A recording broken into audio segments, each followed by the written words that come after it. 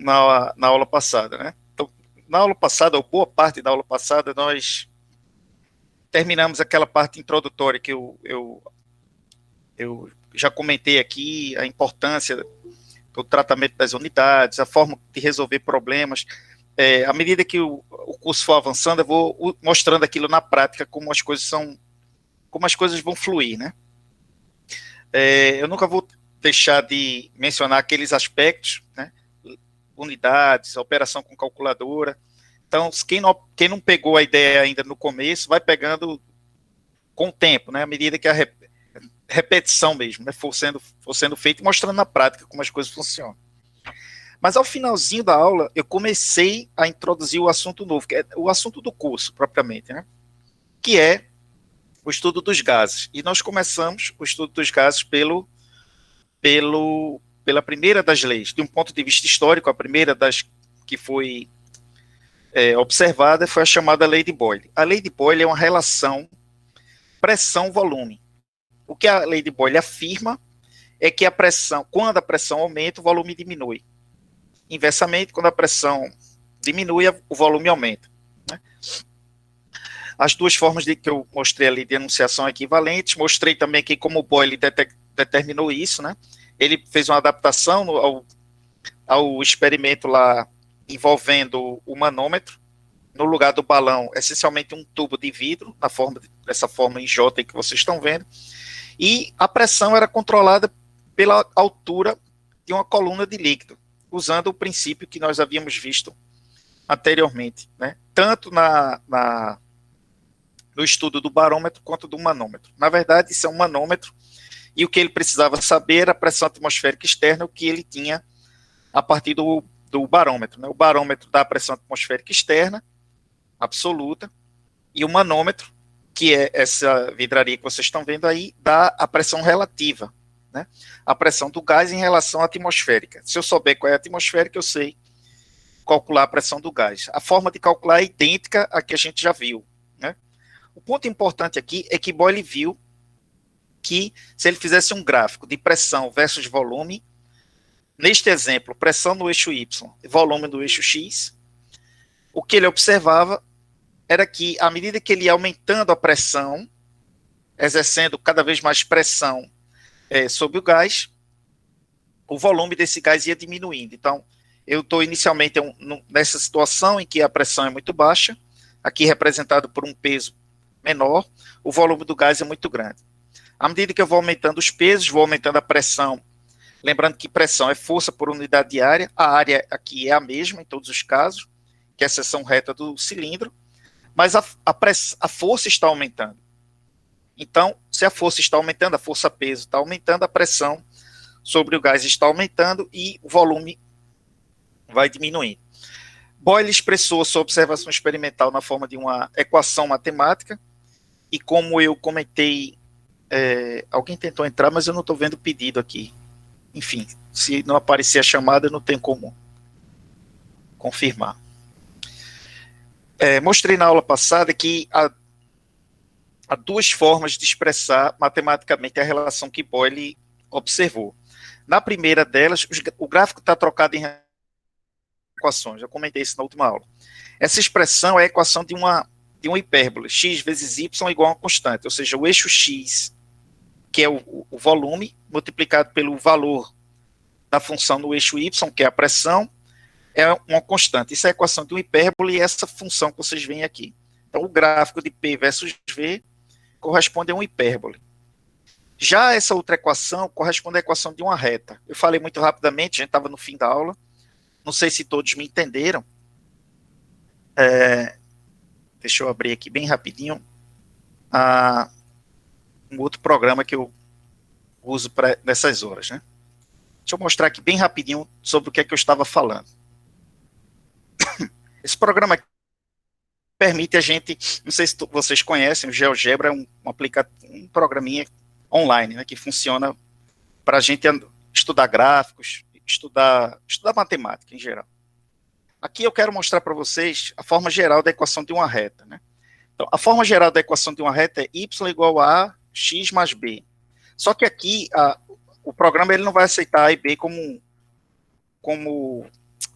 parâmetros, né? Eu tenho que informar o valor desses parâmetros. Então, eu quero mostrar apenas que a equação da reta tem essa forma geral. Eu tenho que atribuir valores a A e B. Por exemplo, eu vou chamar B de 2 e A de 3. Então, um exemplo de equação de reta é 3x mais 2.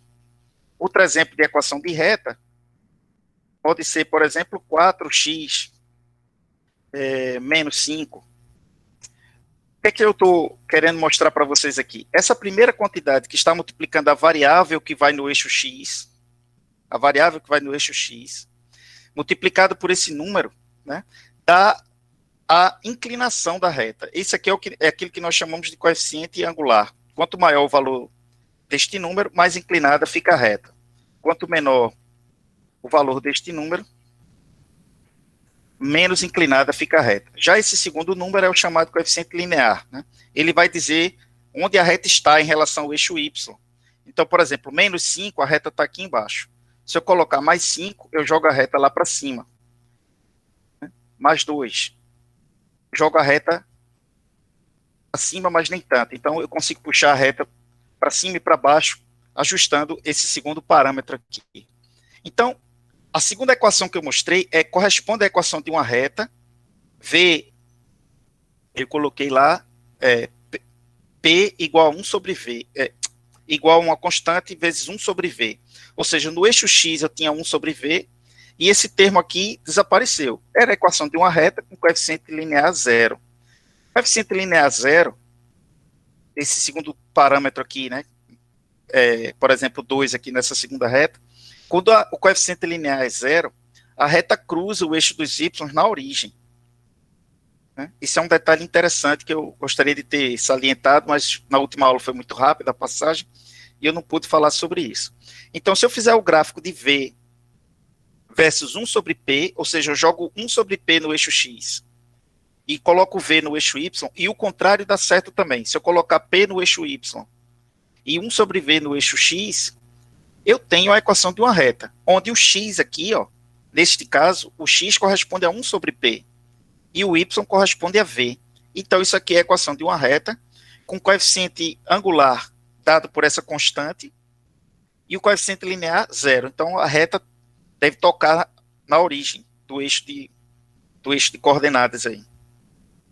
O que significa 1 sobre P tender a zero, né? Essa região aqui significa valores de pressão muito altos.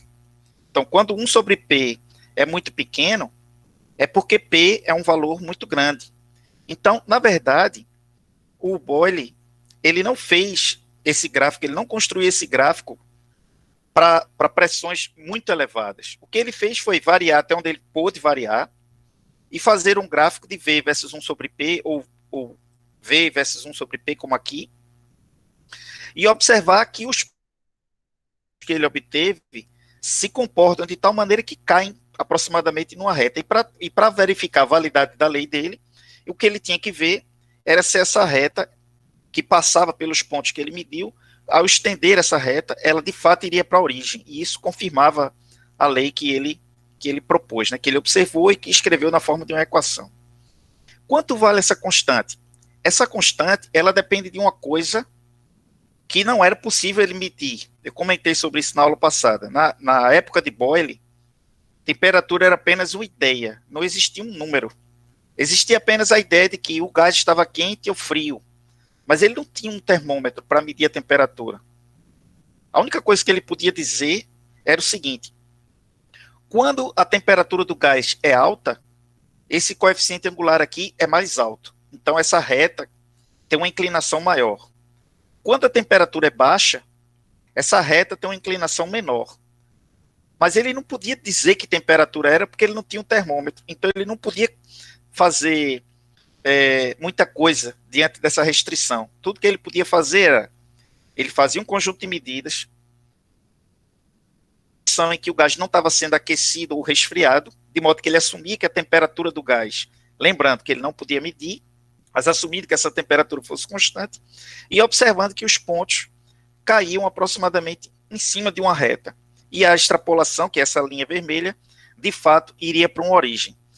Medidas diferentes, em temperaturas diferentes, sem que ele soubesse o valor dessa temperatura, porque, mais uma vez, ele não tinha um termômetro, mostravam que isso era verdadeiro para outras temperaturas. A única diferença é que o coeficiente angular mudava, porque essa constante mudava. Então, a lei dele é basicamente isso, uma relação pressão-volume. Mas não parou por aí. Algum tempo depois, eu não coloquei aqui os anos, né? Mas é quase que 100 anos depois aí de diferença para Boyle, uma outra observação experimental importante surgiu, né? Charles, e outro pesquisador trabalhando separadamente, independentemente dele, chegou à mesma conclusão, né? O que Charles percebeu era que existia uma relação entre o volume de um gás para uma amostra fixa de gás e a temperatura que aquele gás estava sujeito. Na verdade, Charles observou para uma propriedade, enquanto que Gay-Lussac chegou para outra, mas com o tempo se provou que as duas relações eram equivalentes, né? Charles observou que o volume do gás para uma quantidade fixa, ou seja, para N fixo, número de mols fixo, ou para uma massa fixa do gás, varia linearmente com a temperatura. Ou seja, o que ele podia dizer era, eu aumento a temperatura do gás, por exemplo, coloco uma chama num sistema que contém um gás confinado, de modo que a temperatura do gás está aumentando. E eu consigo observar que à medida que eu aqueço esse gás, o volume deste gás aumenta. Outra lei equivalente à lei de Charles, né, proposta por Gay-Lussac, como eu falei, com o tempo se provou equivalente à primeira, era de que a pressão do gás, para uma amostra, sim, eu acho que eu não disse tudo, vocês vão me perdoar, o volume de uma amostra fixa de gás sob pressão constante aumenta com o aumento da temperatura. Então, eu mantenho a quantidade fixa, o N fixo, mantenho a pressão fixa e vario só a temperatura. E a temperatura afeta o volume. O volume aumenta quando a temperatura aumenta. A lei de Boyle é uma relação pressão-volume, mas assume que a temperatura é constante e a quantidade fixa do gás é constante. Essa aqui é uma relação volume-temperatura, assumindo que a pressão é constante e a quantidade química é constante. Gay-Lussac observou um outro efeito. Quer dizer, uma amostra fixa de gás sob volume fixo tem a sua pressão aumentada quando a temperatura aumenta. Como eu falei, essas duas leis no final se mostraram um tanto quanto equivalentes, de modo que ela passou a ser chamada como uma lei só, lei de Charles e Gay-Lussac, mas de forma abreviada, simplesmente lei de Charles. A lei de Charles afirma, portanto, que o volume do gás aumenta com a temperatura quando a quantidade química e a sua pressão são mantidas constantes. Então, aumenta a temperatura, mantendo a pressão fixa e a quantidade química fixa, o volume do gás aumenta. A mesma coisa acontece com a pressão se eu mantiver o volume fixo. O que há, na verdade, interessante nessa lei, eu vou comentar agora, mais importante do que perceber o aumento do volume do gás diante de um aumento da temperatura, é que a lei de Charles, esse é um detalhe importante, que não é tão fácil de se perceber, mas vou tentar esclarecer, é que a lei de Charles, na verdade, permitiu a criação de uma escala de temperatura, a partir do qual termômetros puderam ser construídos. Então, a observação de Charles de que o gás aumenta o seu volume quando a temperatura do gás aumenta, e no início da observação, Charles só podia dizer que ele estava aquecendo o gás, ele não tinha um valor numérico para a temperatura, permitiu, a partir da construção de um gráfico, como que vocês veem aqui, estabelecer uma escala de temperatura. Então, ele pôde atribuir valores. No eixo X, ele colocou um valor numérico de temperatura. No eixo Y, ele mediu a temperatura. Na época, já existiam medidas de de volume. Né? Então, por exemplo, vamos tornar isso aqui mais prático. A explicação. Na primeira figura, imagine que eu tenho um cilindro contendo um gás, e esse cilindro tem um gás sob 1 atmosfera. Né? Então, depois, bem, eu já falei sobre temperatura na aula passada, isso aqui é uma outra escala de temperatura, já vou mostrar por que essa escala é importante, mas antes de falar dessa escala, pensem apenas que eu estou da esquerda para a direita aquecendo o gás. Qualquer que fosse a temperatura aqui no início, o que é que acontece? Eu tenho um gás sob certa pressão, uma quantidade fixa de gás, ocupando meio litro. e esse gás está sob certa temperatura. Inicialmente, eu não tinha um número a atribuir. Mas o que eu posso falar é que eu estou aquecendo esse gás. Eu botei uma chama aqui embaixo, né? A chama de uma vela, a chama de uma bico de Bunsen, enfim. Enfim, eu tenho um equipamento que vai poder aquecer essa amostra, né? Eu tenho uma chama aqui embaixo e essa chama está aquecendo. O que eu estou observando, à medida que o tempo passa, é que esse gás se expande. Por exemplo, de 0,5 para 1,0 litro, né? Então, o volume dobrou. Aí, Charles fez o seguinte, ele pegou e colocou essas informações num gráfico e arbitrariamente criou uma escala de temperatura. Essa escala, originalmente, era chamada de escala centígrada e foi definida de maneira arbitrária da seguinte maneira. O zero da escala de temperatura correspondia à temperatura na qual uma amostra de água sob 1 atmosfera de pressão congelava. Então, o gelo se forma sob 1 atmosfera a 0 graus Celsius. E não é coincidência numérica, não. É porque foi definida de tal maneira, a temperatura foi definida de tal maneira que no 0 grau, sob 1 atmosfera, a água líquida vira gelo. Então, nessa época, na época de Charles, a escala de temperatura centígrada foi definida de tal maneira que no zero da escala, a temperatura correspondia à temperatura na qual a água virava gelo, sob 1 atmosfera de pressão. E nessa temperatura, o gás tinha um certo volume. Nessa temperatura, a partir de agora, né, que estava sendo nessa escala de temperatura que estava sendo construída, o gás tinha um certo volume. O outro ponto da escala foi definido também de forma arbitrária em 100, onde 100 correspondia à temperatura na qual a água, sob 1 atmosfera de pressão, vira vapor, quando a água ferve. Mais uma vez, não é uma coincidência numérica. A temperatura foi definida de tal maneira que exatamente 100 a água ferve e exatamente 0 a água congela. Então ele foi lá e criou outro ponto aqui. E foi lá e marcou, aqui é 100, que é a temperatura na qual a água evapora, ferve. Né? Bem, entre o 0 e o 100, ele criou 100 divisões iguais, por isso que a escala foi chamada de centígrada. E depois de um tempo, essa escala passou a ser chamada de Celsius. Né? Então, a escala Celsius teve origem aí, nessa época, em função dessas observações experimentais. E aí, a partir da construção de uma escala, Charles observou o seguinte. Numa certa temperatura, 0, o gás tem um certo volume. Quando eu aumento a temperatura, por exemplo, 100, o gás tem outro volume. E se eu fizer várias medidas de volume para várias temperaturas, eu observo que os pontos de volume em função da temperatura em graus Celsius varia segundo essa reta aqui que vocês estão vendo. Assim como o Boyle, Charles não pôde fazer essas medidas até temperaturas baixas demais. Mas o que ele observou foi um resultado interessante. Como vocês podem ver, essas duas amostras, essa amostra de gás, que é a mesma amostra, está sob a mesma pressão, apenas variando a temperatura. Então, sob uma certa pressão, uma certa amostra de gás segue essa reta que vocês estão vendo aqui. Outra amostra de gás segue essa mesma reta se eu estiver com a mesma quantidade química e com a mesma pressão. A gente entrando aqui. É interessante chamar atenção para isso, porque isso também vale para Boyle, né? No caso de Boyle, gases diferentes sob a mesma temperatura e a mesma quantidade química segue a mesma reta. O que vai mudar é, se eu mudar a temperatura, a inclinação da reta muda. Se eu mudar a quantidade química, a inclinação da reta muda também. Então, gases diferentes sob a mesma quantidade química e a mesma temperatura seguem a mesma reta. Aqui a mesma coisa, gases diferentes na mesma pressão e a mesma quantidade de gás, o mesmo N, seguem a mesma reta. Se eu mudar a pressão, a reta vai ser outra, vai ter uma inclinação diferente.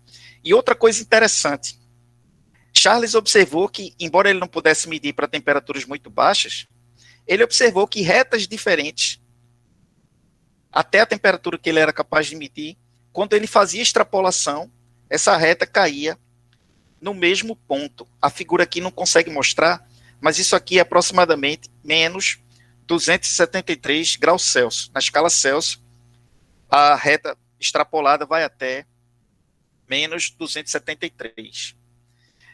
O que é que isso significa? Né? Se eu puder, é interessante entender isso aqui. Se eu pudesse resfriar um gás até temperaturas muito, muito, muito baixas, e se o gás continuasse se comportando como um gás que nós chamamos hoje de ideal, o que é um gás ideal? Um gás ideal é aquele que segue a lei de Boyle e a lei de Charles, além de seguir a próxima que eu vou mostrar logo a seguir. Então, um gás ideal é aquele que segue as leis. Lei de Boyle, lei de Charles e a próxima que eu já vou mostrar. Então, se eu puder admitir que um gás segue as leis do gás, até agora as duas que nós apresentamos, de acordo com a observação de Charles, gases diferentes na mesma pressão seguiriam a mesma reta e o volume zero do gás seria atingido em menos 273 graus Celsius. É claro que vocês sabem bem que nenhuma substância tem zero de volume, né? Então tem algo estranho nessa lei. Obviamente, vocês vão concordar comigo que se eu puder esfriar esse gás até um valores muito baixos, por mais que o volume diminua, ele não vai a zero. O gás não vai deixar de existir. E o gás ocupa um volume no espaço. Mas, no limite, se o gás se comportasse idealmente até o limite, então a temperatura mais baixa possível seria menos 273, de acordo com a observação de Charles. É aquilo que nós chamamos de zero absoluto. O zero absoluto é aquela temperatura na qual o gás, que se comporta idealmente, iria a volume zero. Bem, isso deu origem a outra escala de temperatura, que eu já vou falar logo a seguir. Mas antes, deixa eu falar da lei de Charles na sua outra forma. Né? A lei de Charles que eu estou mostrando aqui é a lei de Charles volume versus temperatura. Eu vou mostrar que a lei de Charles também pode ser pressão versus temperatura. Como é que a lei de Charles, pressão versus temperatura, é observada? Se eu tiver um manômetro conectado ao gás, e esse gás estiver sob diferentes condições de temperatura. Volume fixo, porque o balão tem volume fixo. Claro, aqui eu estou desprezando o aumento de volume, ou melhor, a variação de volume do próprio balão. Né? Se eu puder desprezar essa variação de volume, porque a variação de volume do vidro é bem menor do que a do gás, o que é que se observa? Eu boto o gás num recipiente frio, a pressão do gás é muito pequena. Quando eu aqueço e coloco esse gás num ambiente quente, né, num banho quente, como aqui, né, a água fervendo, a pressão do gás aumenta. Ou seja, o volume do gás é mantido fixo, a quantidade de gás dentro do balão é mantida fixa, aumenta a temperatura, aumenta a pressão. Igualmente, eu mantenho a quantidade de gás fixa, mantenho a pressão fixa, aumenta a temperatura, aumenta o volume. Então, a lei de Charles, ou mais completamente, a lei de Charles e Gay-Lussac, é uma relação volume e temperatura ou pressão-temperatura. É pressão, temperatura, mantendo as outras quantidades fixas, N e volume, número de mols e volume, ou volume e temperatura, mantendo pressão e quantidade química fixas. São equivalentes, porém distintas na forma de escrever, né? Vamos lá, por exemplo, eu vou pegar a primeira forma. A primeira forma da equação de Charles, lei de Charles, é volume e temperatura. O mesmo poderia ser escrito para pressão e temperatura. Eu vou falar volume e temperatura. Então, matematicamente, o que eu estou dizendo, o que Charles disse foi, o volume é proporcional à temperatura. Sim, eu esqueci de dizer isso. Essa equação não está legal. Porque quando eu disser isso, eu estou dizendo que quando este T for zero, este volume vai a zero. Mas calma lá, não foi exatamente isso que eu disse. O gráfico era de volume versus temperatura em graus Celsius. E o volume ia a zero em menos 273, mas a variação era linear. Os pontos do volume caíam em cima de uma reta. Então, propôs não só uma escala de temperatura, ele propôs uma segunda escala de temperatura. Na verdade, não ele, né, outros. Propuseram uma outra escala de temperatura que tornava o tratamento matemático mais simples. Observe essa figura aqui. Ó. O ponto importante é que essa figura ela está dizendo que o volume varia proporcionalmente à variação de temperatura, de modo que variação versus variação dá numa reta. Mas eu não posso dizer que o volume é uma vezes a temperatura θ, a temperatura em graus Celsius. Se eu pudesse dizer isso, para vocês entenderem o que eu quero dizer, olhem para cá. Se eu pudesse dizer que o volume é uma constante vezes a temperatura θ na escala Celsius, então o volume aqui deveria ser zero, porque a temperatura aqui é zero. Eu espero que todo mundo esteja me entendendo. Se não tiver, é só falar, viu? Então, no 0 graus Celsius, o volume deveria ser zero, e não é. Tá cortando, acho que é porque eu bati no cabo aqui. Não, tava ouvindo bem. Alguém falou aí que não estava ouvindo nada. Às vezes a internet também. Eu tô ouvindo bem. A porta. Beleza, então, quem não está me ouvindo bem, tem o vídeo gravado, tem como recuperar parte, né? Não é um prejuízo total, mas vamos lá, estou sempre de olho aqui no meu microfone, que tem uma barrinha aqui dizendo o som está saindo. Então, vamos lá. No 0 graus Celsius, seria zero volume, se a temperatura fosse proporcional ao volume. Não é exatamente isso. Eu estou dizendo que a variação de temperatura é proporcional à variação de volume. De modo que esse gráfico aqui é obtido. Então, nesse caso, a equação da reta, volume versus θ, temperatura θ, teria que incluir aquele coeficiente linear que eu falei anteriormente. O volume é uma constante, vezes θ, mais uma constante B lá. O que torna a lei mais chata de operar. A lei é bem simples quando é a equação de uma reta com B igual a zero. E como é que isso pode ser feito? Introduzindo uma nova escala de temperatura, que passou a ser chamada de escala Kelvin, escala absoluta, no qual esse T aparece. E esse T eu mostrei na aula passada. A relação é essa. O 0 Kelvin, que é o zero na escala absoluta, a gente não diz 0 grau Kelvin, né? É errado falar assim. É 0 Kelvin. No 0 Kelvin, a temperatura é menos 273, que é aquela temperatura da extrapolação. Então, basicamente, o que foi feito foi deslocar o gráfico, né, de modo que a origem ficasse no zero do volume, e o zero da temperatura coincidisse com o zero do volume. E aí deu origem a essa escala de temperatura aqui. O zero absoluto corresponde a menos 273.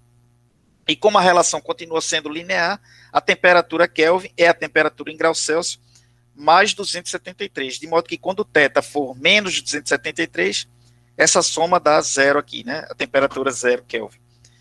No mais, quando a temperatura θ vai variando, o T vai variando também. E o ponto importante que eu quero que vocês percebam, eu já falei sobre isso na aula passada, vou reforçar agora, é que quando o θ varia de 1 grau, T varia de 1 unidade. Então, eu saio de 0 para 1, a temperatura na escala Kelvin vai sair de 273 para 274.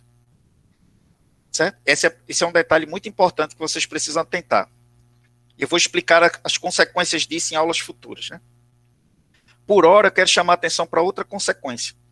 Quando eu transformo de θ para T, então agora eu passo a ter um gráfico que tem... Eita, não botei o gráfico. Me perdoar. Eu tinha esse gráfico pronto e não coloquei aqui. Bem, quando eu puxo a origem para cá, o que vai acontecer agora? Eu vou ter um gráfico de V versus T, e não θ, de modo que essa equação passa a ser válida. V é proporcional a θ, V é proporcional a T com coeficiente linear nulo, de modo que quando T for zero, o volume será zero também. Dito isso, a lei de Charles fica muito simples, ela vai ficar assim, ó, volume é igual a uma constante multiplicado por T. Quem é essa constante? É a mesma coisa de Boyle. Essa constante, ela depende da pressão e depende da quantidade química. Se eu aumentar a quantidade química N do gás, o volume aumenta para uma certa temperatura. Então, sob um certo T, à medida que eu aumento a quantidade de gás, o volume aumenta. Mas aí essa constante mudou, né? É outra constante. Além disso, se eu aumentar a pressão, essa constante diminui, de modo que o volume diminui. Essa constante, ela só é constante quando P e N são constantes. Se eu mudar essas quantidades, essa constante vai mudar. Tenho isso em mente porque isso vai ser importante para a última equação que eu vou mostrar aqui logo adiante. Bem, falta apenas uma lei para finalizar as leis empíricas. Claro, não só tem essa, tem outras leis, mas para o estudo dos gases ideais, eu preciso de 3 leis básicas. A primeira é a de Boyle, que é a relação pressão-volume, sobre T constante e N constante. A segunda é a lei de Charles, que é uma relação volume e temperatura sobre P constante e N constante.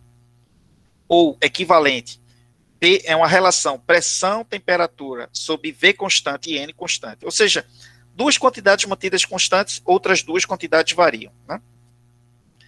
Boyle é pressão-volume, Charles é volume e temperatura.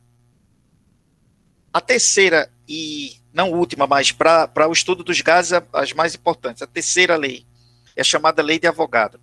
A lei de Avogadro é uma relação volume-quantidade química, na condição de pressão e volume constante.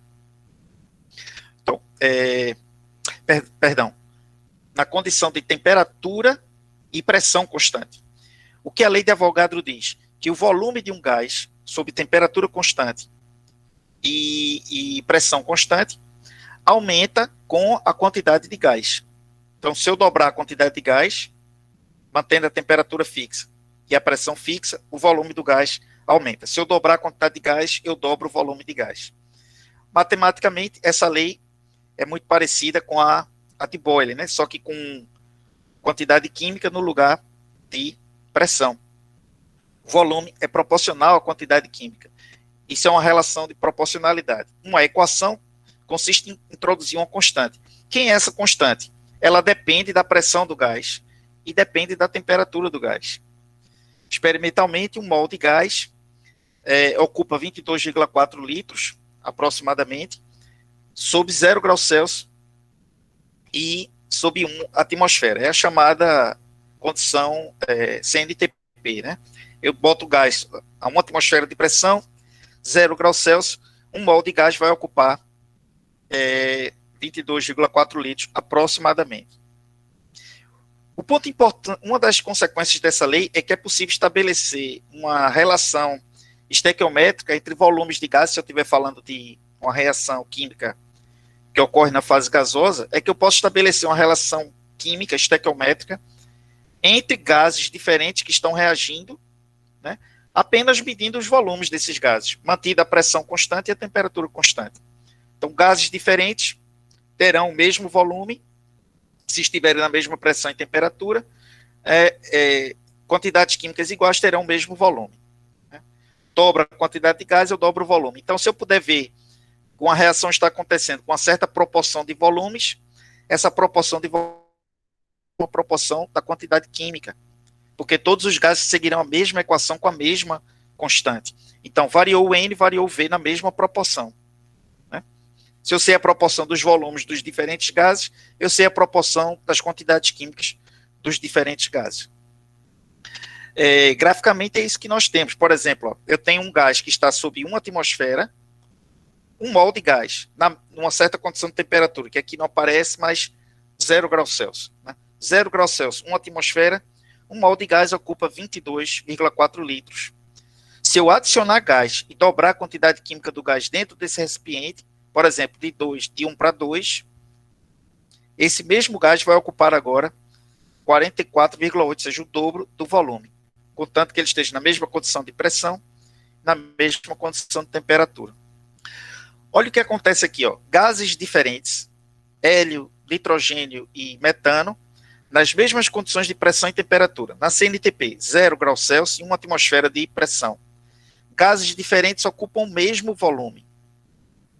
No entanto, as massas de gases dentro do recipiente são diferentes. No primeiro caso eu tenho 4 gramas, no segundo caso eu tenho 28, no terceiro caso eu tenho 16. Mas a quantidade química em número de mols ou em número de partículas é a mesma.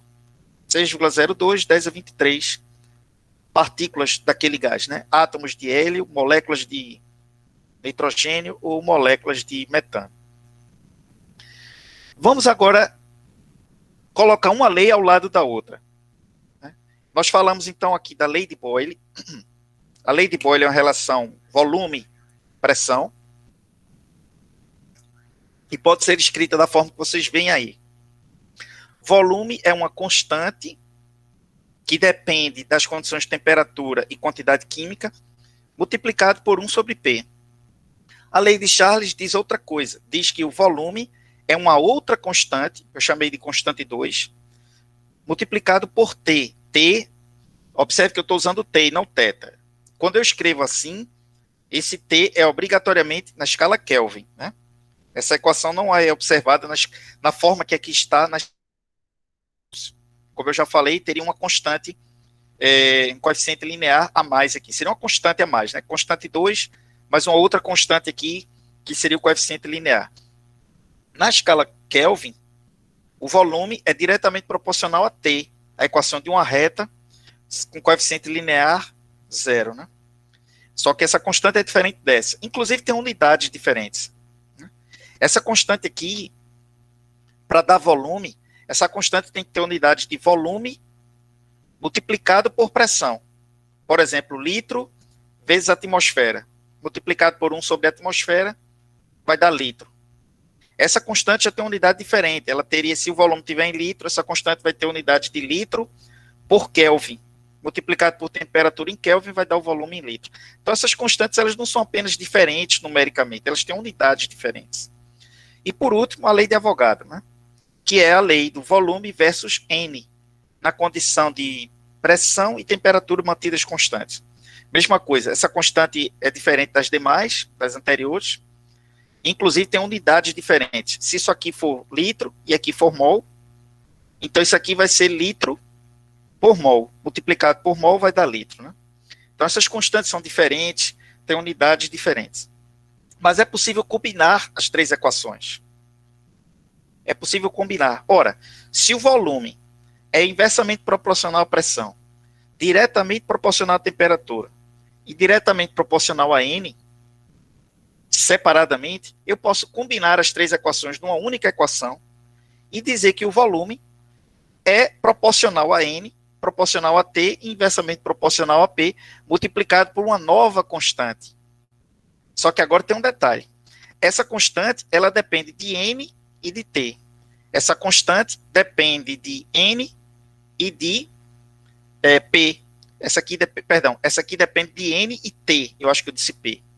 Já essa aqui depende de N e de P, pressão. E essa outra depende de P e de V, de P e de T. Essas constantes, elas são constantes, mas apenas na condição de que as outras quantidades são mantidas constantes. Essa constante 4 é diferente. Essa constante 4 é de fato uma constante, porque ela não depende da pressão, nem da temperatura, nem da quantidade química. E o mais importante, ela não depende também da natureza do gás. Essa constante é a mesma para o hélio, para o metano, para o nitrogênio, para o oxigênio, qualquer outro gás aí que vocês possam imaginar, contanto que o gás esteja se comportando idealmente. E o que é um gás se comportar idealmente? Seguir a lei de Boyle, seguir a lei de Charles, seguir a lei de Avogadro. Mas é mais simples do que isso. O que é um gás ideal? Um gás ideal é aquele que segue uma única equação. Porque, como eu vou mostrar para vocês, essa equação que eu vou mostrar agora, substituindo essa constante por R, a chamada constante universal dos gases. Por que universal? Porque ela é válida para todos os gases. É universal neste sentido. E agora, de fato, uma constante, porque ela não depende de N, nem de P, nem de T. Isso dá origem à seguinte equação. V é igual a R vezes N vezes T sobre P, que pode ser rearranjada da forma que vocês veem aqui. Essa é a famosa equação dos gases ideais. PV igual a nRT. Vamos lá. O que eu disse antes? O que é um gás ideal? Um gás ideal é aquele que segue Boyle, segue Charles e segue Avogadro. Só que vocês podem responder de maneira muito mais compacta. O que é um gás ideal? Um gás ideal é aquele que segue a equação de estado. Vamos dar o nome completo da equação. Um gás ideal é aquele que segue a equação de estado dos gases ideais. Por que ela é chamada de equação de estado? Como eu falei no início desse curso, o estado é caracterizado pelo estado da matéria, neste exemplo, gás. Essa equação só vale para gás. Pela condição de pressão, pela condição de volume, pela condição de temperatura e pela quantidade química. Quando eu digo que o estado de um sistema está definido, é porque a pressão, o volume, a quantidade química, a temperatura e o estado de matéria estão definidos. E essa equação amarra tudo isso. Essa equação só é válida para gases. E o estado é caracterizado por P, V, N, T. Quando eu tiver 3 quantidades definidas, a quarta é calculada a partir da equação. E o estado do sistema é definido e a propriedade que eu desconheço pode ser calculada. Por exemplo, digamos que eu sei quem é V, sei quem é N e sei quem é T. Lembrando que R é uma constante universal, que é tabelada. Então eu posso calcular P. P vai ser nRT sobre V. Inversamente, eu tenho P, eu tenho N, tenho T. O R é conhecido. Eu posso calcular V. Eu tenho P, eu tenho V, tenho T, posso calcular N. Eu posso calcular qualquer quantidade se eu tiver as 3 outras conhecidas. É isso que caracteriza uma equação de estado, conecta as propriedades que caracterizam o estado. No caso, pressão, volume, temperatura. E a equação de estado conecta todas elas. Né? Qual o valor de R? Boa pergunta. Depende de quem é P, de quem é V, de quem é N, de quem é T. Não, me corrijo. Porque o N é sempre mol e o T é sempre Kelvin. Mas a pressão e o volume podem variar. Você pode trabalhar com pressão em Pascal e o volume. O que é MDS? O AF eu acho que eu sei o que é, mas o MDS eu não sei o que é. Meu Deus, professor, meu Deus. Meu Deus. Olha aqui, ó, respondendo a pergunta. Mas eu quero que vocês entendam um conceito. O valor numérico tá aí, ó. Se vocês estiverem trabalhando com pressão em Pascal e volume em metro cúbico, ou seja, no SI, lembrando que a temperatura é obrigatoriamente Kelvin para que aquela variável, aquela equação seja válida. E o N é sempre mol. Então, mas a pressão e o volume podem variar. Então, se a pressão e o volume estiverem no SI, pressão está em Pascal, volume está em metro cúbico. Então, o R, que tem unidades de Pascal, metro cúbico, por Kelvin, por mol. De modo que o R multiplicado por N e multiplicado por T, né? Pascal, metro cúbico, por Kelvin, por mol. Quando eu multiplico por N, o mol cancela com por mol. E o T, Kelvin, cancela com por Kelvin. E aí, do lado esquerdo, vai dar Pascal, metro cúbico. Então, se o volume estiver em metro cúbico e a pressão estiver em Pascal, o valor de R é este aqui, ó. É possível expressar o R em outra unidade, que é muito comum em termodinâmica, que é essa aqui, ó, 8,314, também em Joule por Kelvin por mol. Deixa eu explicar uma coisa. Isso não é uma coincidência numérica. É porque Pascal, metro cúbico, é igual a Joule. Infelizmente, eu não sei se vai dar para eu explicar isso, pelo menos não agora, né? Se vocês quiserem, eu posso mostrar depois, ou no final da aula, ou em outro dia. Mas eu acho que é melhor fazer mostrar essa relação de equivalência, Pascal metro cúbico com Joule, quando nós estivermos estudando termodinâmica. Aí eu vou mostrar para vocês que tem uma equação lá que é muito útil para calcular uma quantidade que a gente vai precisar, que vai envolver pressão e volume. Pressão em Pascal, volume em metro cúbico é equivalente a Joule. Então, é uma energia. Joule é a unidade de energia do SI. Por favor, professor, porque tem muitos exercícios que caem justamente com essas unidades. Exatamente. Então, veja só. Se você encontrar o R, 8,314, em Joule por Kelvin por mol, saiba que Joule por Kelvin por mol é igual a Pascal metro cúbico. Já converte direto, né? Mas vamos lá, seguindo adiante. Digamos que a pressão está em atmosfera e o volume está em litro. Você não precisa converter a pressão para Pascal e o volume para metro cúbico. Você pode trabalhar em atmosfera litro, contanto que você use o R correto. Aí eu vou ter que pegar este R aqui, ó, 0,082 em atmosfera litro por Kelvin por mol. O R vai mudar de acordo com as unidades da pressão e do volume. Em termodinâmica, talvez o problema, opinião minha, né, de professor, né, eu acredito que a maior dificuldade que os alunos têm, muitas vezes, na disciplina de físico-química, é perceber que o enunciado está dando quantidades em unidades misturadas. Muitas vezes o volume é dado em litro, a pressão em Pascal, pressão em Torricelli, enfim, unidades quaisquer, misturados. Então, a primeira coisa que vocês têm que fazer, quando leem um problema, é pensar, os dados que eu tenho estão todos no mesmo sistema de unidades? Se não estão, eu, muitas vezes, preciso fazer mudança de unidade, mas nem sempre. Por exemplo, digamos que o volume foi dado em litro e o problema está pedindo para calcular pressão em atmosfera. Eu não preciso converter volume para metro cúbico, calcular uma pressão em pascal e depois converter para atmosfera. Não. Eu uso esse R aqui, uso o volume em litro e calculo a pressão direta em atmosfera. Ou seja, resumindo, tudo que vocês precisam fazer é se acostumar a trabalhar com diferentes sistemas de unidades, pagando o preço de fazer mudanças quando necessário.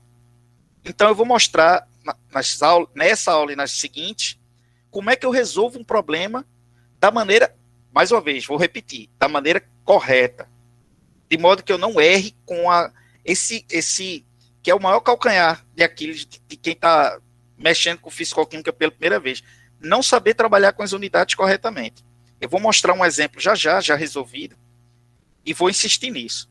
Outro exemplo, se a pressão estiver em Torricelli, volume litro, temperatura, como eu já falei, tem que estar em Kelvin, e quantidade química mol, então eu vou trabalhar com este R aqui, ó, 62,36.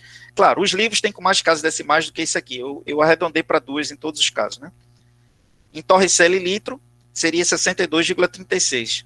Bem, e como aqui vocês estão vendo que pascal metro cúbico vale joule, e outro sistema de unidades de energia é caloria, eu vou falar sobre isso em aulas futuras, é menos comum esse R aqui, mas se vocês estiverem trabalhando num sistema de unidades em que a energia está em calorias, pode trabalhar com isso aqui, só que no final vai ter que converter para pressão em atmosfera, Torricelli ou Pascal, né, dependendo do que vocês querem.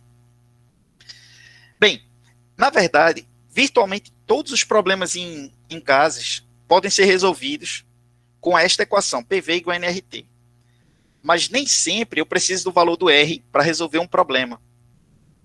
Como vocês perguntaram, o valor do R depende do problema. Depende, porque se a pressão estiver em Pascal, volume em metro cúbico, é mais natural trabalhar com R, aquele primeiro que eu mostrei. Se o volume estiver em litro e eu quiser calcular a pressão em Pascal, é melhor usar aquele segundo valor, né? Mas aí eu vou precisar do valor do R.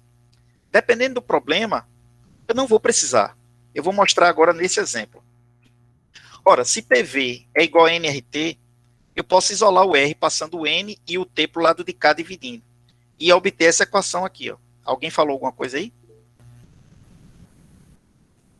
Pergunte.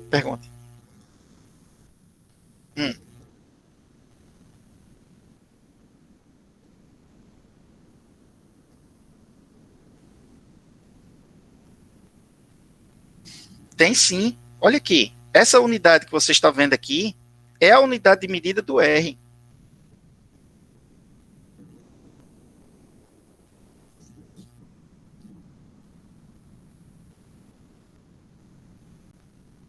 Eu vou usar este R aqui. Então, veja, se não ficou claro até agora, no próximo exemplo, é porque eu ainda não resolvi nenhum exemplo, eu vou resolver já já. Aí o que eu estou dizendo talvez fique mais claro. O que eu estou dizendo é o seguinte, se eu tiver um sistema de unidades em que pressão está em Pascal, volume está em metro cúbico, então eu vou trabalhar com R igual a 8,314 Pascal, metro cúbico, por Kelvin, por mol. Se eu estiver no sistema de unidades em que o volume está em litro, a atmosfera e a pressão está em atmosfera, eu vou trabalhar com R em igual a 0,082 atmosfera, litro, por Kelvin, por mol. Então, pronto. Mas essas coisas vão ficando mais claras à medida que a gente for resolvendo problemas. Eu não vou demorar muito a começar a fazê-lo. Então, vamos lá. Eu estava dizendo que nem sempre a gente precisa do R. Então, vocês... trabalhar com gases, como eu falei, é muito simples. Em linhas gerais, eu só preciso de uma equação. Mas, às vezes, é bom transformar aquela equação para ficar numa forma mais simples para resolver um determinado problema. Estou mostrando 2 exemplos aqui. No primeiro deles, eu tenho uma amostra de gás em 2 estados diferentes. O que eu quero dizer com 2 estados diferentes? Num estado, eu tenho uma pressão, um volume e, no caso mais geral possível, uma certa quantidade química e uma certa temperatura, que eu vou chamar de P1 para o estado 1, V1, N1, T1. E no estado 2, aquele mesmo gás pode estar em outro estado, com outra pressão, outro volume, outra quantidade química e outra temperatura. Mudou a quantidade química, mudou o estado. O que eu quero mostrar é que os dois estados estão conectados por uma única equação, porque os dois gases, ou melhor, aquele gás nos dois estados diferentes seguem a mesma equação. Então, P1V1 é igual a N1RT1, mas também P2V2 é igual a N2T2. Eu posso usar a equação dos gases duas vezes para resolver o problema. Né? Vocês vão ver na prática o que eu quero dizer quando um problema aparecer, né? Eu já vou mostrar alguns exemplos. Mas é muito mais simples do que isso, porque usar a equação dos gases duas vezes significa que eu teria que trabalhar com R duas vezes. E vocês vão concordar comigo que quanto menos conta eu fizer, menos a possibilidade de eu cometer um erro, né? Menor o risco de errar a conta. Paloma quer fazer uma pergunta, Paloma? Professor, a aplicação seria a mesma? Com os mesmos números, só que repetindo ambos os lados? Exatamente. Veja só. Digamos que for dito assim, eu tenho um certo gás num estado de numa certa pressão, num certo volume, sob uma certa temperatura. Então eu forneci P1, V1 e T1. E aí, na sequência, eu digo, imagine que agora eu tenho 2 mols desse gás em outra condição de volume, em outra condição de pressão, de temperatura. Calcule a pressão desse gás nessa nova condição. Eu poderia usar essa equação aqui para calcular o N1, né? Para calcular a quantidade de gás N1. Sim, aí o problema tem que supor que o N1 é o mesmo no estado 2. Né? Eu acho que talvez não tenha sido muito claro. Sim, o N é o mesmo para os dois. O R é o mesmo para os dois. Pressão, valor e tempo dá o final, tempo, não, né? Temperatura. T maiúscula, temperatura. Perdão, temperatura. Sim. Dá o valor inicial e o final, não é isso? Aí vamos supor assim que o problema dissesse o seguinte: uma certa amostra de gás está numa certa condição de pressão, P1, num certo volume, V1, numa certa temperatura, T1. Calcule o volume que este gás ocuparia numa certa condição de temperatura nova, T2, e numa certa condição de pressão, P2. Aí o problema, qual é a questão que eu estou falando? O enunciado está dizendo que é uma amostra de gás. Ora, quando o enunciado diz uma amostra de gás, ele está dizendo que é a mesma quantidade de gás. Então, é o mesmo N. Então, eu poderia usar essa equação para calcular o N. P1V1 igual a N1T1, calcularia o N1. E depois jogaria na equação com outro V e outro T para calcular o novo P.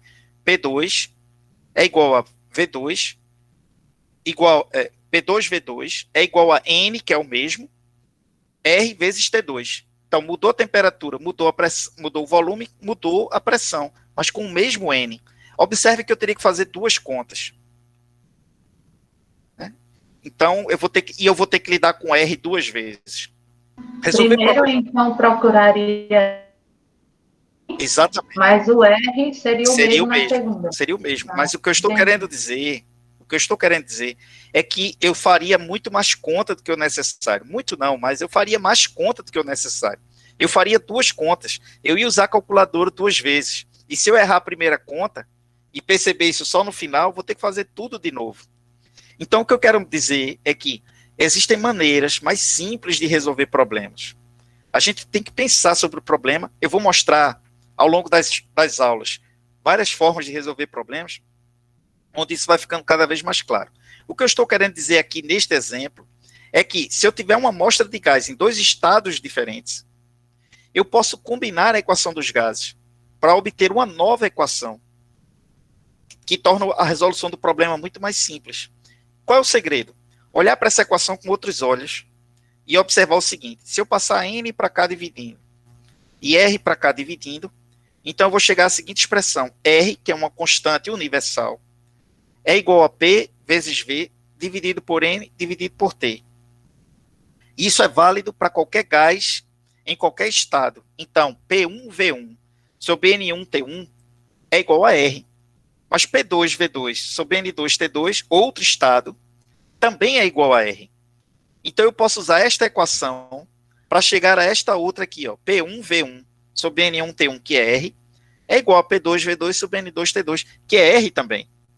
Então, isso aqui me permite dizer o seguinte, ó, se o sistema sair de um estado 1 para um estado 2, no qual eu conheço, por exemplo, todas as quantidades aqui, e eu quiser calcular qualquer uma das propriedades do estado 2, por exemplo, eu sei quem é a pressão, eu sei quem é o volume, eu sei quem é a quantidade química, sei quem é a temperatura no estado 1, e eu quero calcular a pressão do estado 2 numa nova condição de volume, sob uma certa quantidade química diferente, né, porém conhecida, e uma certa temperatura também conhecida. Eu posso calcular P2. Eu vou mostrar para vocês na prática como isso é feito. Um outro exemplo muito interessante é este aqui, ó. Eu posso usar a equação dos gases, PV igual a nRT, para calcular a densidade de um gás, contanto que eu saiba a massa molar do gás, a temperatura e a pressão em que ele se encontra. E inversamente, se eu medir a densidade do gás numa certa temperatura, numa certa pressão, eu posso medir a massa molar do gás. Como é que eu faço isso? Bem, para fazer isso, eu vou abrir aqui aquele programinha que eu já usei aqui uma outra vez. Deixa eu só carregar a página aqui. E o segredo é o seguinte, muitas vezes, na resolução de problemas, tudo que a gente precisa fazer, ao invés de fazer um cálculo atrás do outro, o que eu preciso fazer, muitas vezes, é combinar equações. Ao invés de eu fazer um cálculo, depois outro, depois mais outro, eu posso fazer um único cálculo, contanto que eu combine duas ou mais equações. Por exemplo, qual é a definição de densidade? Densidade é geralmente escrita como ρ, eu vou usar a notação dos livros. T, que a densidade, é igual a, como nos livros, ρ, não confunda isso com P, né? A diferença é essa curvinha aí na parte de cima, né? E os livros usam muito isso aqui, não confundam com P. Densidade é igual a massa dividido por volume. Essa é a definição de densidade. Outra relação que eu vou precisar da relação massa molar quantidade química, que na aula passada eu falei sobre ela. A massa do gás é igual a quantidade química vezes a massa molar. A massa M minúsculo, N é a quantidade química, número de mols, M maiúsculo é a massa molar. E, finalmente, a equação dos gases. PV igual a nRT. Então, vamos lá. Eu vou usar essas três equações combinadas para fazer o seguinte. Ó. Portanto, a densidade, que é massa sobre volume, pode ser escrita como o seguinte. Ó. Eu vou substituir massa por isso aqui. Massa é... Eu vou pegar a segunda equação e substituir na primeira. Vai ser N vezes massa molar dividido por V. E eu posso usar a equação dos gases aqui, ó. Essa terceira equação escrita de uma maneira diferente, e chamar V o seguinte, V é igual a nRT dividido por P. Mais uma vez, não confundam este P com este ρ. Eu vou usar D, para não ter problema. Fica mais fácil. Bem, então eu vou pegar essa equação aqui, que pode ser escrita para simplificar, né? nRT dividido assim por P, ó. Vou pegar isso aqui, ó, e jogar aqui, no denominador. Então, observem que eu tenho um N aqui, não importa quem seja esse N vai cancelar com esse N aqui. E este P, que está no denominador do denominador, pode subir para o numerador. Então, isso aqui vai ficar, ó, P, esse N eu vou apagar, esse N aqui vou apagar também, e essa barra desaparece. Então, onde é que eu quero chegar? Chegamos à conclusão de que a densidade é igual a P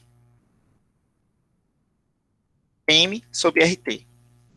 Mas existe uma expressão equivalente a essa, que é o seguinte, eu posso passar D para cá dividindo, Não, perdão. Eu posso passar, no caso eu vou isolar M, né? Eu vou passar RT para cá multiplicando, vou copiar aqui para ficar mais fácil para mim.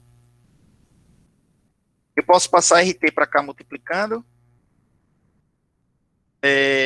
Vou botar isso aqui numa razão. Passo P para cá dividindo. E a massa molar se torna, portanto, claro, só que normalmente a gente não escreve assim, né? Eu coloco o M do lado esquerdo e um igual do lado direito. Então, eu estou dizendo com isso que a densidade, se eu souber a temperatura e a pressão em que o gás está sujeito, e souber a massa molar do gás, eu posso calcular a densidade do gás. O mais interessante, no entanto, nem é isso. O mais interessante é que porque medir densidade é muito fácil. No laboratório, é muito fácil medir densidade. Eu meço volume, meço massa, né, uma pesagem simples, uma medida de volume simples. Pressão também é medida facilmente no laboratório, temperatura é medida facilmente no laboratório. Então, do conhecimento da densidade, do conhecimento da temperatura e do conhecimento da pressão, eu posso calcular a massa molar do gás. Posso, inclusive, dependendo da massa molar, até imaginar que gás é aquele. Se a massa molar for muito pequena, por exemplo, eu posso deduzir que é hidrogênio, né, ou que é hélio, ou que é oxigênio, enfim. Se essa massa molar chegar perto de uma massa molar conhecida e baixa, eu posso até saber qual é a natureza do gás que está lá. A única condição aqui é que isso não vale para mistura de gases. Isso aqui é para um único gás, né? Eu tenho um recipiente contendo nitrogênio. Então, eu posso calcular a densidade do nitrogênio sabendo, uma vez que eu sei que é nitrogênio, eu sei a massa molar. Aí eu sei a pressão, sei a temperatura, calculo a densidade. Vou lá, meço, e a densidade é muito próxima daquela que eu calculei. É isso que essa equação está dizendo. Vamos ver um exemplo aqui, ó, bem simples, de aplicação desses conceitos. Nesse primeiro exemplo, eu coloquei a resolução já no slide. Em outros eu vou colocando em separado, para desenvolver um pouquinho mais as contas. Aqui diz assim, ó, um químico investiga a conversão de nitrogênio atmosférico em uma forma que pode ser utilizada pelas bactérias que se localizam nas raízes de certos legumes. E para isso precisa saber a pressão em quilopascal, exercida por 1,25 gramas de nitrogênio gasoso em um frasco de volume igual a 250 mililitros a 20 graus Celsius. Observem que o problema está realmente... Tudo isso aqui é contextualização, né? Até aqui. Aí, ó, eu preciso saber a pressão em quilopascal, uma unidade, exercida por 1,25 gramas de nitrogênio. Eu tenho a massa e sei a quantidade, e sei a substância. Portanto, eu sei a massa molar. Mas veja, eu quero a pressão em quilopascal, a massa foi dada em grama,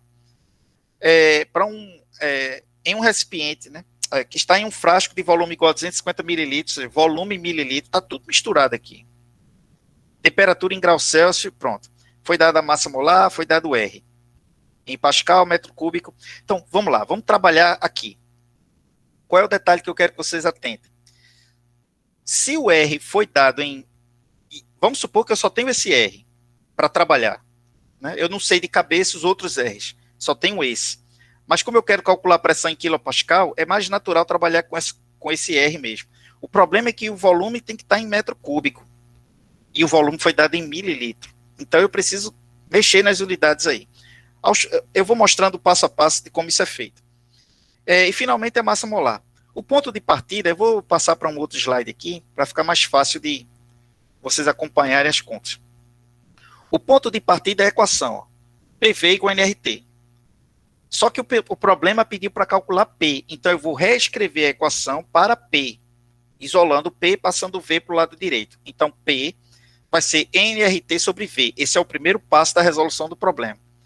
Pegar as equações que eu preciso para resolvê-lo e combiná-las ou rearranjá-las para aquilo que eu quero. Se eu quero pressão, eu já escrevo P igual a isso aqui. Eu não vou ficar jogando valores e fazendo uma conta atrás da outra, não. Eu vou fazer uma única conta. Pressão vai ser nRT sobre V. Quem é N, por sua vez? O N não foi dado. O N é número de mols.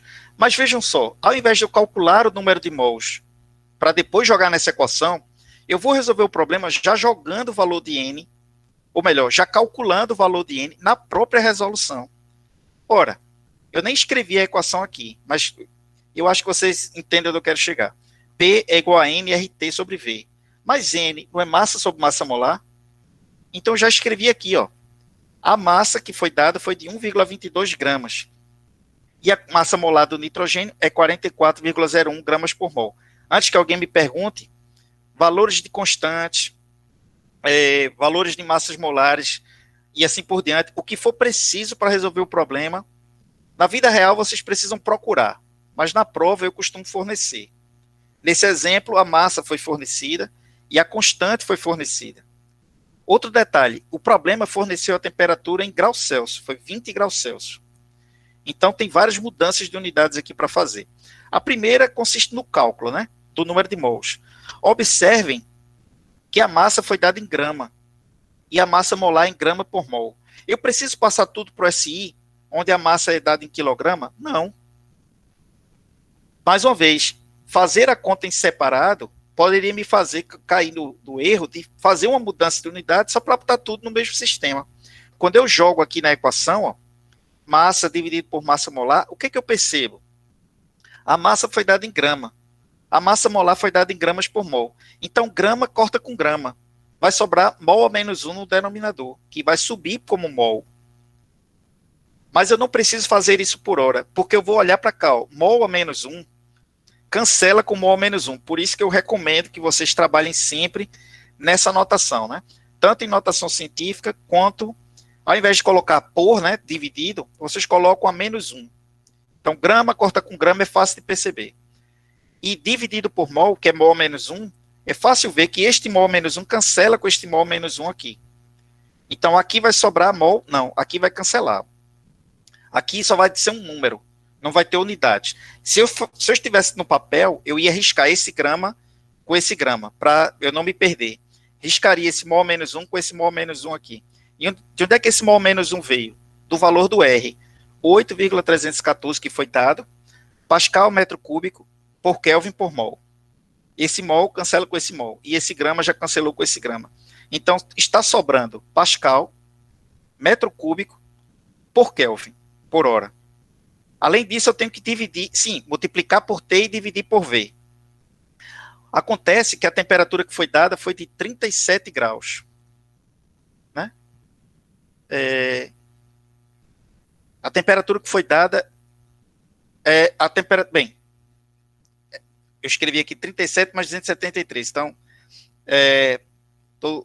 para não ter que ficar voltando lá para outro slide, eu estou assumindo que a temperatura que foi fornecida eu estou achando que os números não estão batendo, deixa eu só voltar aqui, gente.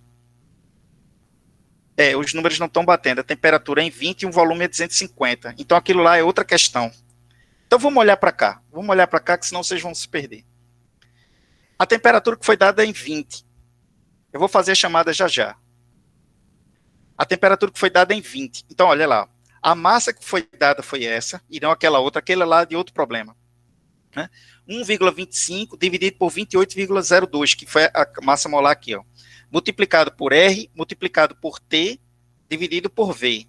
Acontece que o T tem que estar em Kelvin, e a temperatura foi dada em graus Celsius. Então, eu vou fazer 20 mais 273. Há dois caminhos. Ou vocês fazem essa conta de cabeça mesmo, né?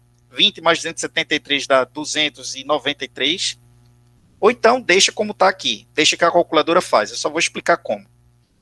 Dividido por volume, aí eu coloco o volume do jeito que foi dado, com as unidades, 250 mililitros. Só que antes de eu jogar isso na calculadora, e eu já vou explicar como é que essa conta vai ser feita na calculadora, eu tenho que perceber as unidades. Ó. Aqui está em grama, e aqui está em grama por mol, não tem problema, grama corta com grama. Mol menos 1, corta com mol menos 1. Não tem problema, já resolveu. Kelvin menos 1 vezes Kelvin. Cancela também. Este Kelvin menos 1 cancela com este Kelvin aqui. Este aqui cancela com esse porque é um multiplicando e o outro dividindo. Né? Kelvin menos 1 cancela com Kelvin. Esse outro cancela porque é mol menos 1 dividido pela mesma coisa, mol menos 1. Então, eles se cancelam, né, de maneira similar, mas por razões diferentes. Mas aqui é o verdadeiro problema. O volume está em mililitro. Eu mostrei na aula passada como converter litro para metro cúbico, mas não mostrei como converter mililitro para metro cúbico. Mas não é difícil perceber que um litro tem 1.000 mililitros. E a gente viu que 1 metro cúbico, eu mostrei aqui duas equações, duas relações. 1 metro cúbico tem 1.000 litros, e como cada litro tem 1.000 mililitros, então 1.000 vezes 1.000 vai dar 1 milhão, né? Que é 10 a 6 em notação científica. Então eu posso dizer que 1 metro cúbico tem 10 a 6 mililitros. E eu poderia multiplicar toda essa equação por um fator, e eu já vou mostrar como isso vai entrar na calculadora. Eu vou multiplicar toda essa equação por um fator que tem que ter mililitro no numerador, para cancelar com este mililitro aqui, deixando o metro cúbico no denominador. E eu posso fazer isso de duas maneiras. Eu posso fazer 10 a 6 mililitros dividido por metro cúbico, ou, como eu fiz aqui, 1 mililitro vale 10 a menos 6 metros cúbicos, que é equivalente, né? Eu dividi um pelo outro por 10 a 6. Como é que essa conta é feita na calculadora? Para que vocês façam essa conta numa única operação, eu recomendo que quem tiver com a calculadora acompanhe a minha fala e tente reproduzir. Essa conta aqui é tão simples que é melhor fazer de cabeça. Então vai ser assim, ó. Quem tiver com a calculadora, 1,25 multiplicado por 8,314. Na calculadora não precisa dos parênteses. Vocês vão fazer 1,25 vezes 8,314 vezes 293,15. Já faz essa conta aqui e já multiplica direto. Multiplicado por 1 não precisa. Então, 1,25 vezes 8,314 vezes 293, dividido por 28,02.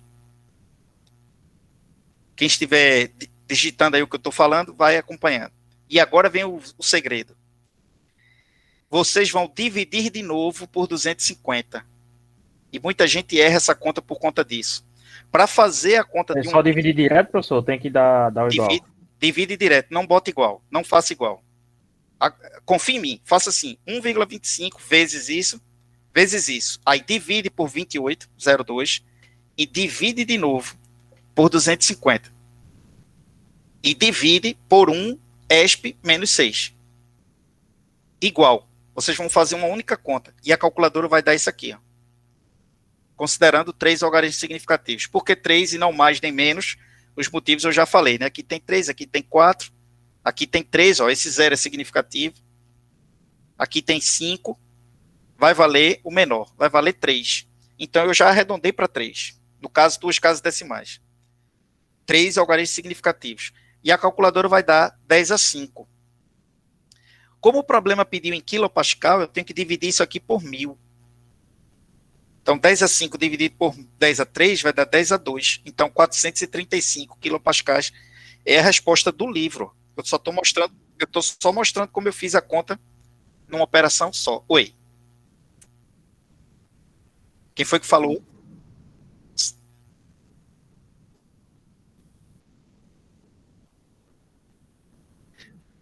Vamos lá, eu vou fazer a conta aqui. Aqui deu 43.491,240. Calma lá, eu vou mostrar. Quando eu faço a conta aqui, vocês enxergam Enxerga. O meu deu certo aqui. Pronto, então é porque eu vou digitando aqui e mostrando. 1,25.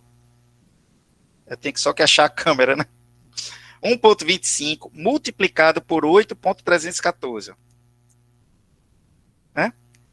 Segunda conta. Aí, multiplicado por, eu já faço, essa aqui eu já faço direto. 293,15. Cadê? Eu só estou multiplicando. Tá vendo, aí agora começa a dividir. Aí eu vou dividir por 28,02. Dividir, ó. Dividir. Por que eu vou dividir de novo? Porque eu tenho que dizer para a calculadora que este número está dividindo tudo que veio antes. Então, ela só vai saber que está dividindo se eu fizer dividido. Muita gente erra aqui quando faz dividido por 28 vezes 250. Aí perdeu a conta. Aqui que está o erro. Então, eu tenho que dividir de novo. Vou dividir por 250. Vamos ver se está todo mundo enxergando aí o dividido. E finalmente, vou dividir por 1. Vou dividir por 1 ESP menos 6. Dividir por 1 ESP menos 6. Observe que essa conta é feita numa única operação. Quando eu digito igual, a minha calculadora está dando em ponto flutuante. Eu vou botar aqui científico 5 casas decimais. Como é que eu faço para mudar isso? Essa calculadora, que é muito comum, mesmo as chinesas, né? Tem um botão Mode aqui, ó. Aí vocês apertam Mode até aparecer fixo, científico e normal, né? Eu vou escolher 2, vou digitar aqui 2, e aí ela vai perguntar quantos algarismos significativos. Como eu sei que eu preciso de 3, eu vou pedir para a calculadora mostrar 3. Digito 3. Aí ela já arredonda para mim. 4,35, 10 a 5. O quê? A calculadora não dá as unidades. Quem vai dizer sou eu. Grama cortou com grama. Mol menos 1 cortou com mol menos 1. Mililitro com mililitro. Metro cúbico com metro cúbico. Kelvin com Kelvin. Sobrou Pascal. Então a minha resposta é Pascal. Só que agora eu quero dar a resposta em quilopascal. Então eu vou dividir por 1000. 10 a 5 dividido por 1000, porque é sempre bom pensar em notação científica. Dividir por 1000 é dividir por 10 a 3. Então 4,35, 10 a 5 dividido por 10 a 3 vai dar 10 a 2, que é 100. Né? Então já mudei a vírgula para cá e já escrevi o resultado que foi pedido, 435 quilopascais. Entenderam aí o passo a passo? Vamos lá. Primeiro, eu escrevo a equação que eu quero para fazer a conta numa única vez. Segundo, substituo os valores com as unidades. Terceiro, eu dou uma olhada geral e vejo se tem que fazer alguma mudança. Aqui eu não preciso mudar a massa, vai em grama mesmo. A temperatura eu tenho que mudar para Kelvin. E o volume eu tenho que mudar para litro. Aliás, para metro cúbico. Então eu vou multiplicar pelos fatores de conversão necessários para fazer a transformação que eu quero. A única exceção é a temperatura, porque temperatura não é um fator. Eu tenho que somar, né? Por isso que eu achei melhor fazer a soma direta. Porque eu teria que abrir um parênteses aqui e fechar aqui. Todos esses outros parênteses não preciso digitar na calculadora. Eu só coloco aqui para vocês entenderem. Isso aqui é uma coisa, isso aqui é outra. Cada parênteses é uma coisa separada. Aqui é o R, aqui é a temperatura, aqui é o volume, aqui é o N, que é a razão da massa pela massa molar. Mas eu não preciso dos parênteses. Agora, na soma, eu precisaria. Não teria jeito. Então, aqui é melhor fazer de cabeça mesmo. Soma de cabeça e faz a conta. Né? A calculadora faz o resto, inclusive o arredondamento. Qual a vantagem de fazer assim? Digamos que eu digitei alguma coisa errada. E eu cheguei a uma pressão muito alta ou muito baixa. Claro, como é que você vai saber que é muito alto ou muito baixo? Depois de fazer 2, 3 exemplos, vocês vão perceber o que é muito alto ou muito baixo. E aí eu disse, poxa, por que está dando tão alto ou tão baixo? Aí você volta no histórico da calculadora e observa que digitou um número errado. Eu digitei a massa molar errado, eu digitei a temperatura errado, digitei o R errado. Aí corrige o número, escreve por cima, aperta igual, rapidamente o problema está resolvido, ao invés de ter que fazer tudo de novo, do começo. Isso vai ficando mais claro à medida que vocês forem ganhando prática em fazer desse jeito que eu estou mostrando. Eu não deixo de chamar atenção para isso, porque eu vejo muita gente errar a conta por não fazer assim. E aí eu passei a dizer que esse é o jeito correto de fazer. O jeito correto é aquele que dá menos trabalho no final. No começo, o trabalho parece maior, porque eu estou tendo que aprender a fazer diferente. Mas quando se torna hábito, vocês vão ver que isso não aumenta o trabalho, na verdade diminui. E isso fica evidente quando vocês fizerem a conta errada, e é normal, todo mundo erra. Né? A gente está dando aula e erra, aí percebe o erro, vai lá, corrige. Todo mundo erra, todo mundo erra. O problema é errar e ter que começar tudo do zero. Professor, no caso é porque ela já identifica quem é a razão, né? A calculadora, fazendo dessa forma. Fazendo dessa forma, quando você faz dividido por 28, dividido por 250, ela entende que está no denominador. Pense assim, tudo que tiver no denominador tem que ser dividido. E tudo que tiver no numerador tem que ser multiplicado. Eu, por exemplo, poderia ter feito assim, 1,25 dividido por 28,2, multiplicado por 8,314, dividido por 250. Tá percebendo? É que eu sempre fazia assim. Multiplico, divido, multiplico, divido, multiplico, divido. Funciona também. Porque na calculadora não faz diferença frente quem está atrás. Contanto que eu diga quem está dividindo e diga quem está multiplicando. Então eu posso fazer 1,25 dividido por 250, multiplicado por 8,314 dividido por 28. Vai dar no mesmo. O seu está dando ESP a menos 7. Aí você teria que me mostrar o que você está fazendo. Se eu conseguir ver o que você está fazendo, talvez eu consiga ajudar. Professor, eu acho que foi na hora de dividir por 10 a menos 6. No meu deu esse mesmo erro. Se você dividir por 10 a 0,6, aí dá errado. Vamos lá, deixa eu explicar aqui. Essa conta vai ter que... tem que ser assim, ó. Tem que prestar atenção nisso aqui que eu vou digitar, ó. É um número, por exemplo, 1, dividido por um ESP menos 6. Eu botei dividido 2 vezes, aí vai dar aí. Eu apertei a tecla 2 vezes. Tem que ser isso aqui, ó. Dividido por um ESP, que é esse ESP aqui embaixo da calculadora, aí menos 6. O ESP é o expoente da base 10, né? Fazendo assim vai dar certo. Professor, não está mostrando nada, não. O que não está mostrando? O senhor está ensinando na calculadora, é? Tô mostrando aqui, ó. 1 dividido por um ESP menos 6. Não sei se é só eu, mas eu não estou conseguindo enxergar, não. Bota na tela que o professor está aparecendo. Tu deve estar vendo a do slide. É só fixar a tela do professor. É porque eu entendi. É porque está na tela cheia do... Sim, mas aí quem tem que fazer é você, não sou eu. Tem que sair da tela cheia do... Desculpa. Tá conseguindo ver agora? Tem que fixar a tela do professor. Sim, consegui agora, valeu. Pronto. Tenta fazer agora. Sim, outra coisa, né? Me lembraram aí que eu tenho que fazer a chamada. Deixa eu só preparar aqui o chat. Com o textinho que eu já... Experimental Tecnólogos. O tempo que vocês estão fazendo a conta aí. Hoje é dia 19.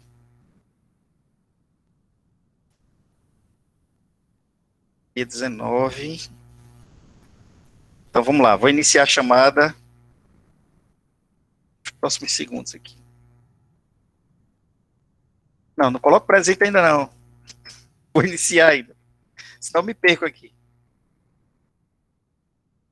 Então, gente, eu vou botar no chat agora, abrindo a chamada. Iniciando chamada. Aí vocês colocam aí, presente.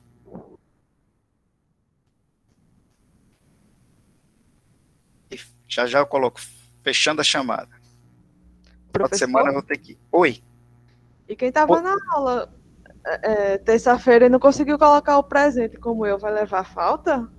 Eu saí mesmo na hora que eu fui beber água. Quando eu voltei já tinha encerrado. Mas eu coloquei lá embaixo, estou aqui. Você colocou? Não, mas eu acho que eu peguei. É Maica, que tá falando? Micaele. Maele. Calma aí, Maele. E no finalzinho, quando eu voltei, o professor tinha saído para beber água. Não, então eu recupero. Essa informação vai estar no... Tá lá no chat da outra aula. Vai estar no chat que fica gravado. Sem problema. Isso se resolve. Mas coloque aí. Coloquem aí. Bem, vou fechar a chamada agora. Para poder colar aqui, pegar os nomes entre um traço e outro aí. Deixa eu... Senão eu me perco.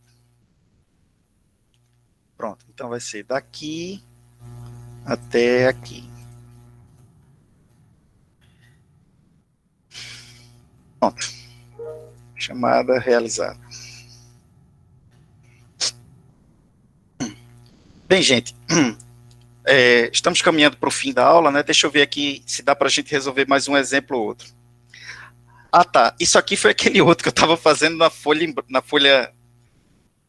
branco. Olha, calcule a pressão exercida por 1,22 gramas de dióxido de carbono contida em um frasco de 500 mililitros a 37 graus, dada a massa molar do dióxido de carbono e dada a constante dos gases. Agora sim, aquele slide que eu estava mostrando é a resolução desta questão.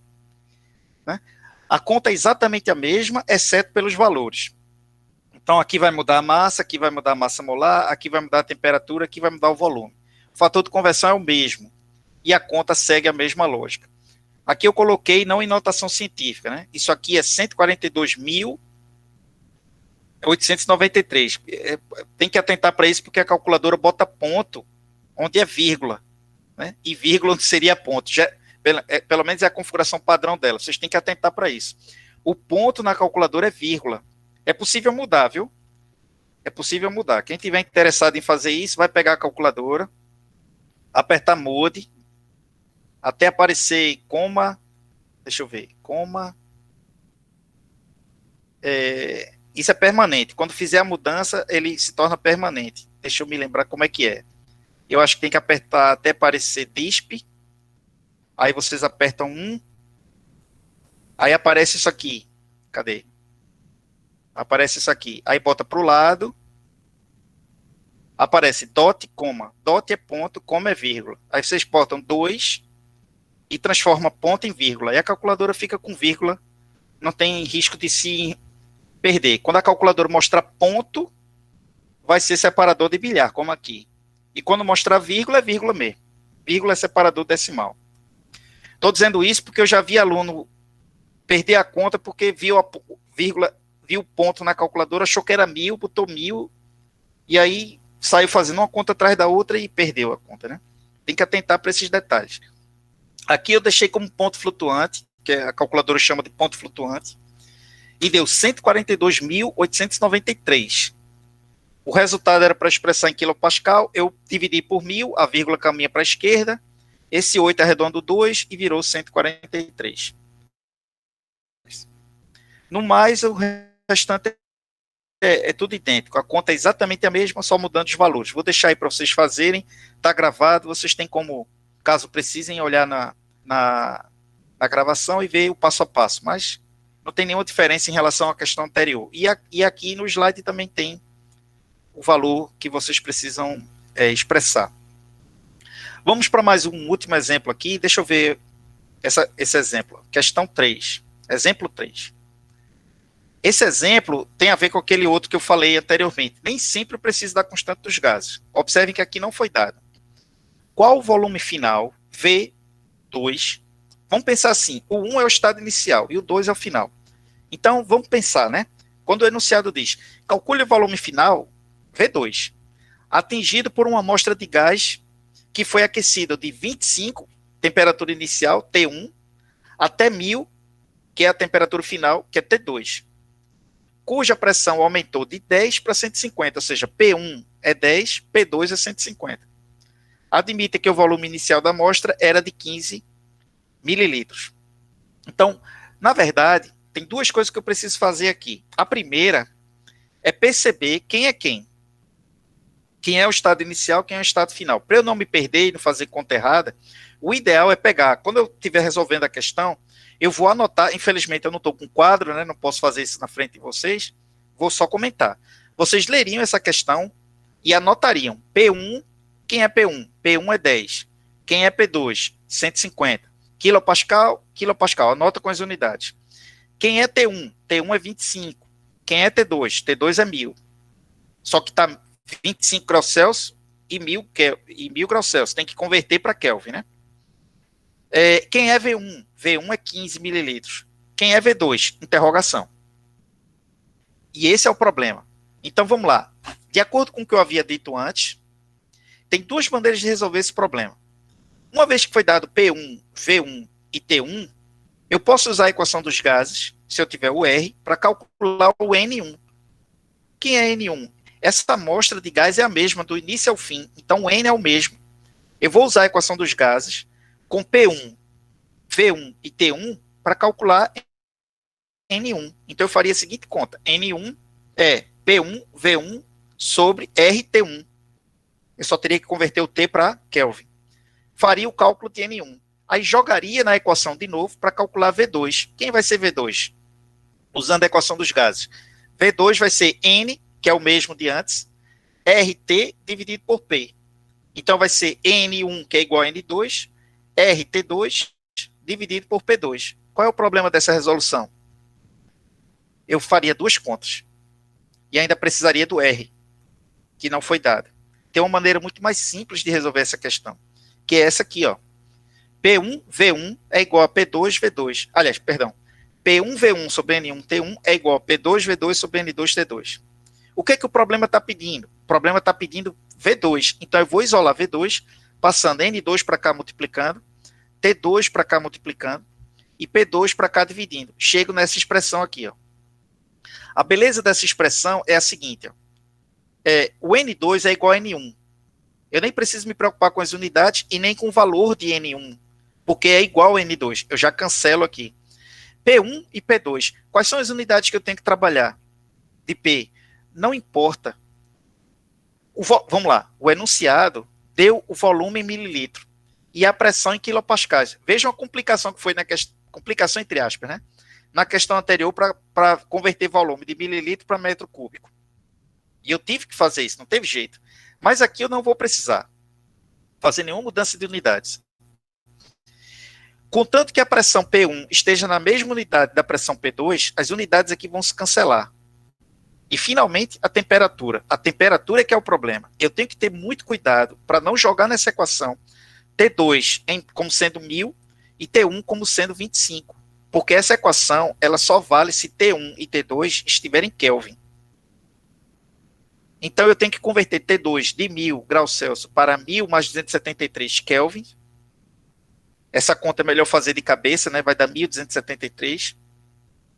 Dividido por T1, que é 25 mais 273, que dá 298.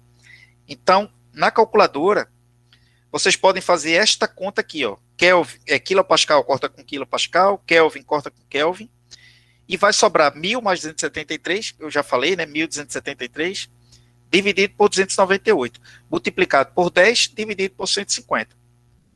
É uma única conta, muito mais simples do que o exemplo que eu falei anteriormente.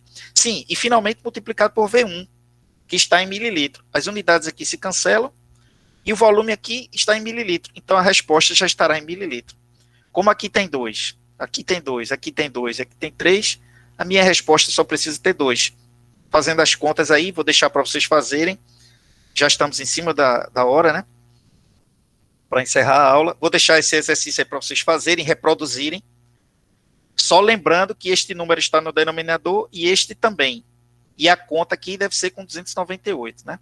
Ou então vocês abrem parênteses e faz 1000 mais 200. Aí que tá, né? Tem que abrir 2 parênteses aqui. Abre parênteses, 1000 mais 273, fecha parênteses, dividido por 20, abre parênteses de novo, 25 mais 273, fecha parênteses. Porque aqui está misturando soma com divisão. Tem que ter muito cuidado com isso. É melhor fazer a conta de cabeça, soma de cabeça e divide na calculadora, que aí a divisão é mais complicada, né? Tá certo, pessoal? Eu vou parando por aqui, já são 10h20 praticamente. Na próxima aula eu tenho que me lembrar do ponto em que eu parei para a gente continuar do próximo exemplo. Mais um exemplo envolvendo densidade, e aí a gente já está bem pertinho aí de finalizar essa parte de gases. Eu vou ficar nesse curso, eu acho que eu já comentei isso na última aula, né? Eu estava revendo aqui o programa da disciplina, a gente não vai fazer uma aplicação de gases reais. Então, eu vou deixar para falar de gases reais, se o tempo permitir, lá no fim do curso. Como a gente não vai fazer aplicações. Eu vou dar um enfoque em gases ideais e partir para a termodinâmica, que é o ponto central desse curso. E essa parte de gases ideais é fundamental para que a parte de termodinâmica flua da melhor maneira possível, né? É isso, pessoal. Vou terminar aqui, vou parar a gravação. Em breve eu mando o link para vocês, em questão de minutos. Boa noite a todos aí e